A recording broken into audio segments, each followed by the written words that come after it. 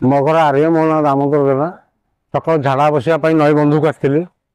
ଆସିବା ସମୟରେ ଦେଖିଲି ଗୋଟେ ହରିଣଟେ ସବୁ ଦୌଡ଼ିକି ଆସୁଥିଲା, ପିଲାମାନେ ସବୁ ଗୋଡ଼େଇଥିଲେ। ତାପରେ ସେ ହରିଣଟାକୁ ଆମେ ଧରିକି ଏପର୍ଯ୍ୟନ୍ତ ଆମେ ରଖିଛୁ। ତାପରେ ବାଲୁଖଣ୍ଡ ଅଭୟାରଣ୍ୟର ଏସ୍ଡିଏଫ୍ଙ୍କୁ ଫୋନ୍ କଲୁ। କେତେବେଳେ ଫୋନ୍ କରିଥିଲେ? ଆମେ ଫୋନ୍ କଲୁ 6:30 7ଟା ଭିତରେ ଫୋନ୍ କଲା ପରେ ସେ କହିଲେ ଆମେ ଲୋକ ପଠଉଛୁ। ତାପରେ ବର୍ତ୍ତମାନ ସୁଦ୍ଧା ପହଞ୍ଚିଲେ ନା? ଏପର୍ଯ୍ୟନ୍ତ ପହଞ୍ଚି ନାହାନ୍ତି। ତାପରେ ସିଏ କହିଲେ ଯେ ଆମର ଷ୍ଟାଫ୍ ଅଛନ୍ତି କୋଉଠି, ଆମର ପଟ୍ଟନାୟକରୁ ଗୀତାଞ୍ଜଳି ମ୍ୟାଡାମ ଜଣେ ବୋଲି ଫୋନ୍ କଲେ।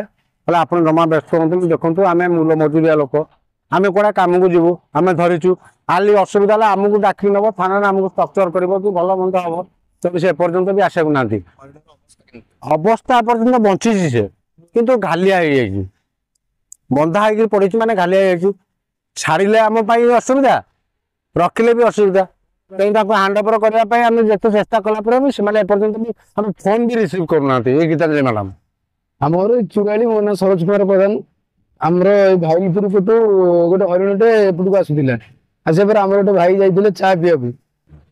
ସେ ମେଘା ପ୍ରୋଜେକ୍ଟରେ କାମ କରୁଥିଲେ। ଚା ପିଇବାକୁ ଗଲା ପରେ ସେ ରୋଡ ପାସ୍ କଲା ପରେ ସେପଟେ ସେ ଧାନ କିଆରେ ପଡିଗଲା। ସେଠୁ ତାକୁ ଧରିକି ସେଠୁ ଲୋକ ସେଠୁ ଜୁଟିଲେ। ଜୁଟିବା ପରେ ଯୋଉ ଫରେଷ୍ଟ ଫୋନ୍ କରାହେଲା, ସେଠୁ ସେ ଏତେ ହେଲେ ଆସିନାହାନ୍ତି ଆଉ।